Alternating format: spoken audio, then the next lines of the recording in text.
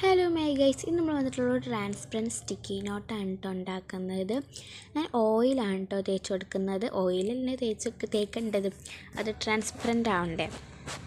അപ്പോൾ ഓയിലല്ലാതെ വേറെ എന്തെങ്കിലും തേക്കാൻ പറ്റുമെങ്കിൽ പറയട്ടോ, നമുക്ക് ട്രൈ ചെയ്ത് നോക്കാം.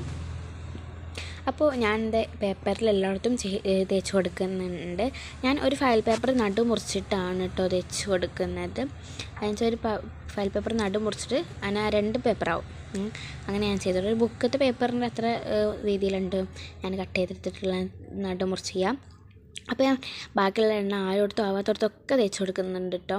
അപ്പോൾ ഇത് ഇനി ഉണക്കിയെടുക്കണം. ഉണക്കിയെടുക്കൽ അത്ര പണിയുള്ള കാര്യമല്ല, വേഗം ഉണങ്ങി കിട്ടും കേട്ടോ ഫാൻ്റെ അടിയിലൊക്കെ വെച്ചാൽ. അപ്പോൾ ഇതേ വേഗം ഉണക്കിയിട്ടുണ്ട്. അത്യാവശ്യം ട്രാൻസ്പെറൻറ്റും ആവുന്നുണ്ട്. ഇനി അത് നമുക്ക് കട്ട് ചെയ്തെടുക്കണം. അങ്ങനെ കട്ട് ചെയ്തെടുത്തിട്ടുണ്ട്. ഇനി നമുക്കിത് ഗ്ലൂ വെച്ചിട്ട് ഒട്ടിക്കണം. ഇങ്ങനത്തെ ഗ്ലൂ ആകുമ്പോൾ നല്ല വൃത്തിക്ക് നല്ലപോലെ ഒട്ടും കിട്ടും. മറ്റേ ഗ്ലൂ ഒക്കെ ആകുമ്പോൾ ഉണങ്ങി പോകും. പിന്നെ വെള്ളം വെച്ച് അഡ്ജസ്റ്റ് ചെയ്താൽ റെഡി ആകും. അപ്പോൾ ഇതിങ്ങനെ ഓരോന്ന് ഇങ്ങനെ വെല്ല ഒട്ടിക്കണം. വെച്ചാൽ ഈ സ്റ്റിക്കിനോടൊക്കെ കടയിൽ നിന്നൊക്കെ വാങ്ങുമ്പോൾ നല്ല വൃത്തിക്ക് അട്ടിയിൽ നല്ല ഭംഗിയിലല്ല കിട്ടുക. അപ്പോൾ അതേപോലെ ഇങ്ങനെ ചിലത് കൊളാവാതല്ല, അതും കൃത്യത്തിന് വെക്കണം, കൃത്യത്തിന് വെട്ടിയെടുക്കണം. അങ്ങനെയൊക്കെ അതേപോലെ ചെയ്തിരുന്നു കേട്ടോ. പിന്നെ ഒരു ചെറിയ പീസ് 2 ചെറിയ പീസ് ബാക്കി വന്നിരുന്നു. അപ്പോൾ ഇത് വർക്കിംഗ് ആണ് കേട്ടോ, നല്ലപോലെ ഒട്ടുന്നുണ്ട്. ശരിക്കും ഇത് സ്റ്റിക്കി നോട്ട് പോലെയാണ് കേട്ടോ. അപ്പോൾ ഇത് വർക്കിംഗ് ആണ്, അത്യാവശ്യം ട്രാൻസ്പെറൻറ്റ് ആകുന്നത് ഭയങ്കര ഇഷ്ടമായിട്ടോ.